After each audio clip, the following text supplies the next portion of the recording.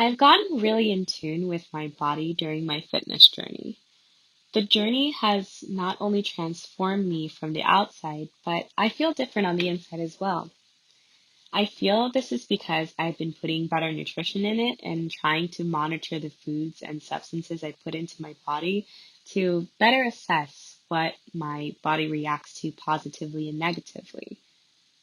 With this conscious and more analytical approach, when I put something into my body that it does not agree with, I can observe it right away if my body reacts to it like or rejects it by the way that it responds to it.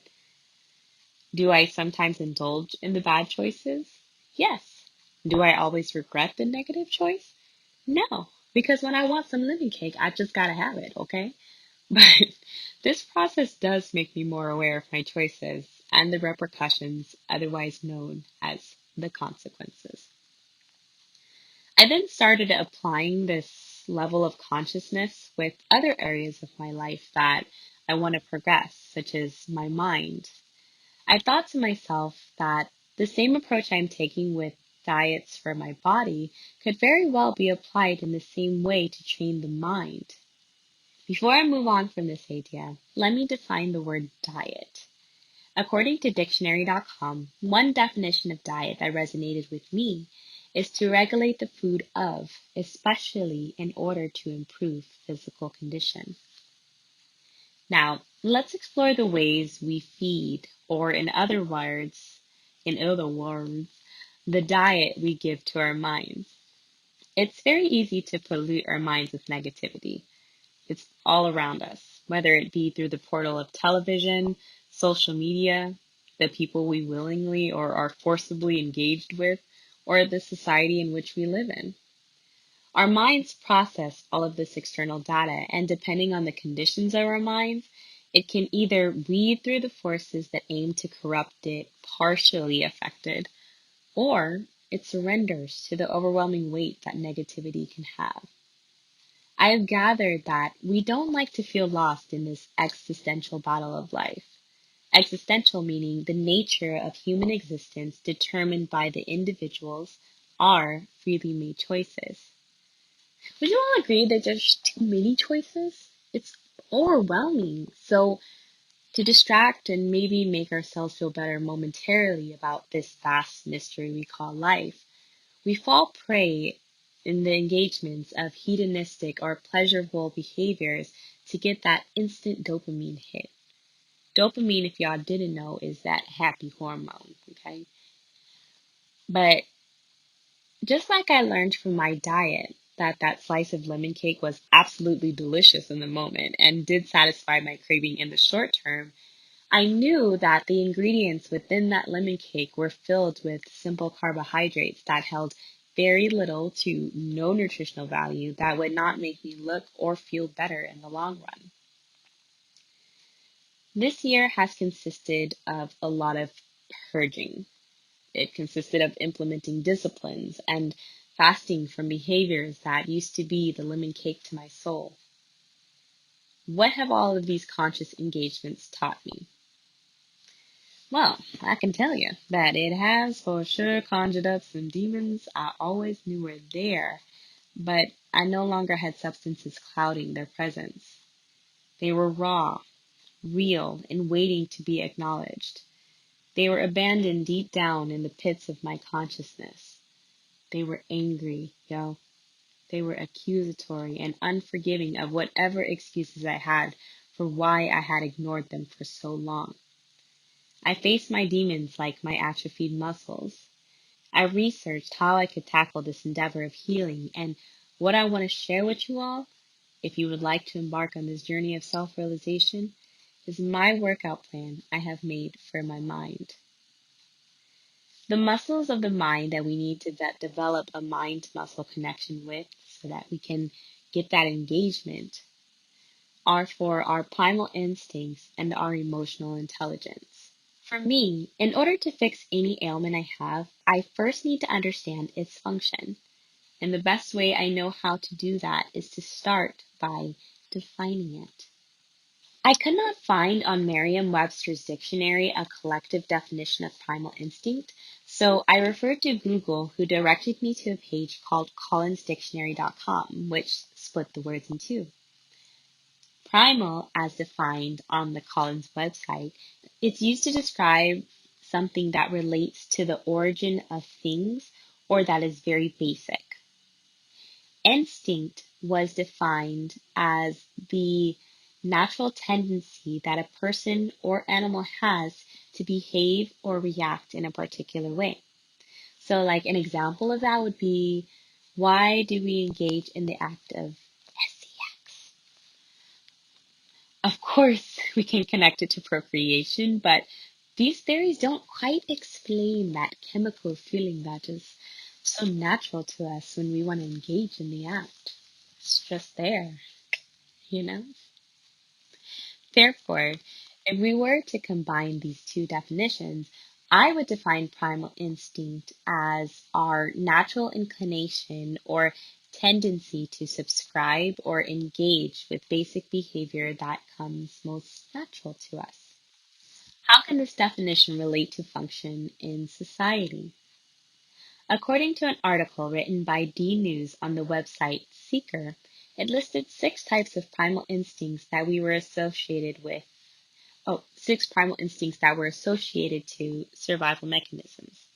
They were fear, anxiety, anger and frustration, depression, loneliness and boredom, and guilt.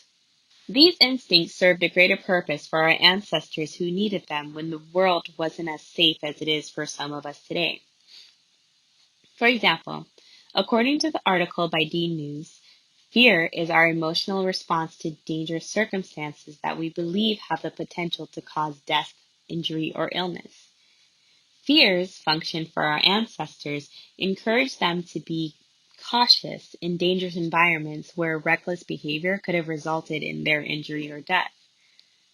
What I assessed after reading the article was that in today's world, the survival mechanisms they listed could have adverse effects in the sense that we linger in these instincts that provoke or bring about emotions. We today have the luxury of not having to react as quickly as we would have needed to be for the situation those instincts were called for. What I mean by that is that in today's society, when we are feeling instincts like loneliness and boredom, we can easily turn on a dating app like Tinder and feed another primal instinct to curtail those feelings of loneliness and boredom momentarily. Though, if we did not have that luxury, we would actually have to rely on our own brains to find another outlet to fill our thoughts. This then would enable us to test ourselves and hopefully engage with a higher form of ourselves that could eventually lead to our evolution. Evolution, guys. In reference to the workout plan, we need to understand the building blocks of our mind. Primal instincts, I feel, is one of those building blocks, and it does serve a purpose. The purpose, I believe, acts as a catalyst or an acceleration for other thought processes to formulate, therefore inciting us to action or spurring us into action. It brings me to the next muscle we will focus on, emotional intelligence.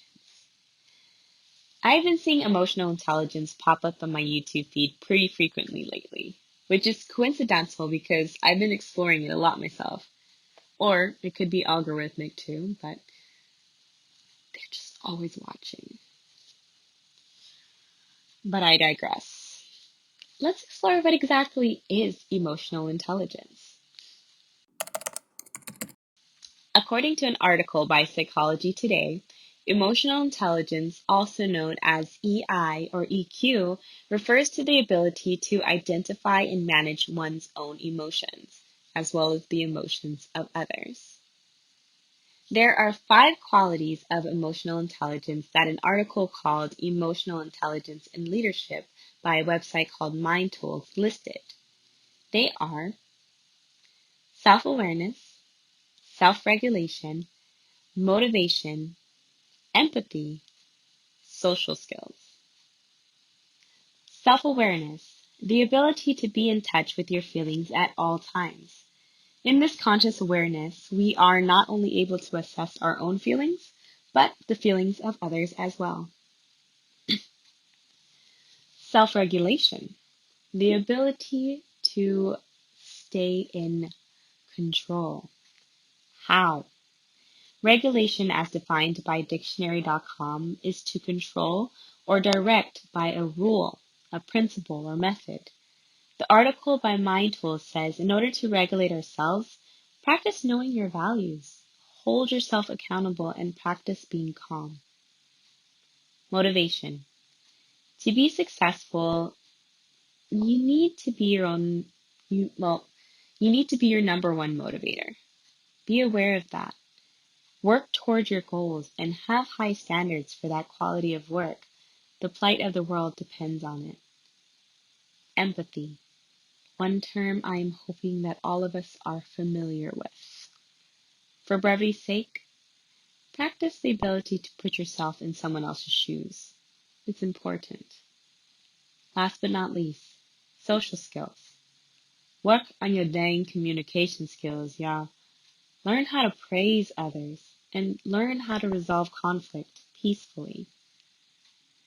Now that we have defined emotional intelligence, why should we work to build on this muscle? Why do we even bother? Well, going back to the thought of our primal instincts, we learn that they are innate, meaning that they live within us. They are brought forth by our interactions with our external environment.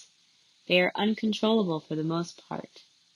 In our society today, it is much easier to disengage with the fight or flight response that primal instincts are supposed to conjure up within us. Rather, we live in a luxury where avoidance and distraction replace that much needed action. I coined that, by the way. I'm quite proud of myself. But let's explore that further. I like to hope we are evolving. Technology is a for sure sign of that, though I would also argue that it has its hand in a lot of regressive parts of our culture too, meaning it has a hand in a lot of behaviors that prove we might be actually de-evolving, but that's a topic for another video. Where emotional intelligence comes to play in this is that, given we have our reflexive primal instinct, we need a more conscious awareness to process that reaction. So when we get lonely or bored and we reach for our phones to scroll through Tinder, let's practice one of the qualities that emotional intelligence calls for: self-awareness. What are you feeling in that moment? Avoiding the most obvious response of brandy. But truly, what are you really craving other than that release from that interaction? Is it intimacy? Are you avoiding something? Do you got heart pain? After assessing that, think about the repercussions of careless sex, STDs, pregnancy, and something else less obvious: toxicity. What does that mean? A whole gang of stuff. We can all say that sex is just that, and for guys it may mean that. But for girls, on the other hand, it has been scientifically proven that when you reach the big O, you're more inclined to love the person who you reached it with. I'm not saying that there are no women who can engage in meaningless interactions unscathed, but what I'm saying is that I'm sure that that number is low. Therefore, we know emotions are going to get involved. And when people get hurt, there are a gang of consequences for that. The worst being you can end up on an episode of Stop the Snap or something, y'all. Just thinking about it, okay? And men, even though sex might mean just that for you, and in our day and age it has become plentiful, how can this be a bad thing, right? Well, every time you promote this deviant behavior, you're setting up a trend for how women should behave to compete for you. As much as I hate to admit it, we women care what you think. If we didn't, there wouldn't be people like Kevin Samuels, Tony Gaskins, and R.C. Blakes to help us understand just what it is that you're thinking. So when women feel like they can't beat the game, they'll try to play, and some of us will get lost. Some of the winners think that they are claiming the prize of sexual inhibition, when for us, that's not a prize at all. What lies in the wake of this battle of the sexes? Tainted hearts, bastard children, broken homes, broken economy, brokenness, y'all. I know that was deep. I might have hit home, all right? But now do you understand the absolute critical need to start building that muscle of emotional intelligence? Our future, the future of our humanity depends on it.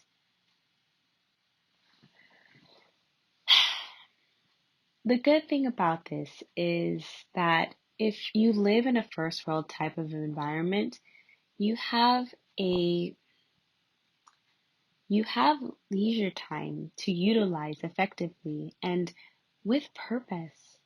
I really feel that if we are proactive with practicing emotional intelligence and taming our primal instincts, we can unlock parts of our brain that might just be able to get us superhuman powers, y'all. It's just a little incentive. I'm just saying. All right. Superhuman power. You want to be an X-Men? I want to be an X-Men. I don't know about y'all, but I want to be an X-Men. Okay. I don't know what kind of powers I want yet. I want whole plethora, but whatever. I want to refer back to diet, which we learned means to regulate food, especially in order to improve the physical condition. For any workout plan, in order to build muscle, you will need to incorporate a diet of sorts to supplement that change of behavior. I don't care how much you work out. If the things you're putting into your body are crap, you're going to get crap results. The same philosophy applies here. We can discipline these mind muscles all we want, but if we're going to keep feeding our minds bad ideas and surround ourselves in bad environments, it will be hard for you to stay on course. To sum up, primal instincts drive us, but we need the captain who is trained in emotional intelligence to steer our reactions on the right path. Life is suffering, a philosophy coined by Buddha. The first definition of suffer, as defined by Merriam-Webster Dictionary, is to submit to or be forced to endure. I feel we can submit to suffering because if we choose, we can choose to view it as a lesson. Life is all about give and take, and therein lies the suffering, but therein also lies the beauty. I don't want to keep rambling, so I think I'm going to end it here. But listen, if you made it this far, thank you so much. I know it was a long video, but I feel this message is so pertinent these days because we are living with so many entitled beings that are waiting for the world to change, not knowing or just unaware that we, us, ourselves, have to be the change we want to see in the world. You've been tuning into Celestial Evolution, and as always, keep looking, learning, and evolving. I appreciate your viewership so much, and if you liked what you heard, maybe you can help play out, you know what I'm saying? Hit that like, subscribe button, you feel me? Because, it helps me out, and I put a lot of thought into these videos, and I want to do more. I want to put more thought into it because I absolutely love talking to you all, and I'm going to be moving towards a different kind of realm here. If you didn't look at my I guess my homepage or whatever, I have to kind of ramp it up again.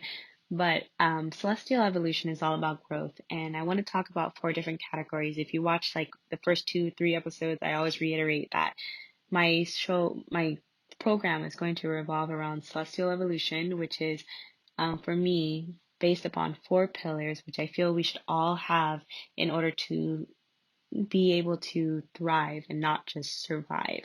And I believe that once we have all of these 4 components, which I deem as fitness, spirituality, education, and financial well-being, when you have all of those in order, you can start to thrive and not just survive and be able to be X-Men, guys, because that's the plan, right?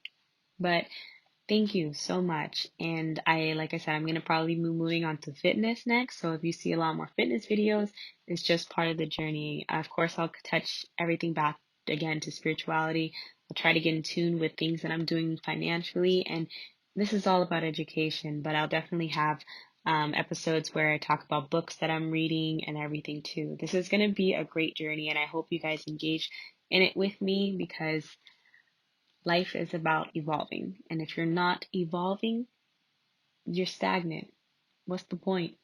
I mean, seriously, what's the point? But again, you've been tuning into Celestial Evolution, and I thank you so much. So much. I appreciate you for staying this long and sharing your time with me. I hope y'all have a beautiful evening. Bonsoir, and we'll see you on the next one. Bye.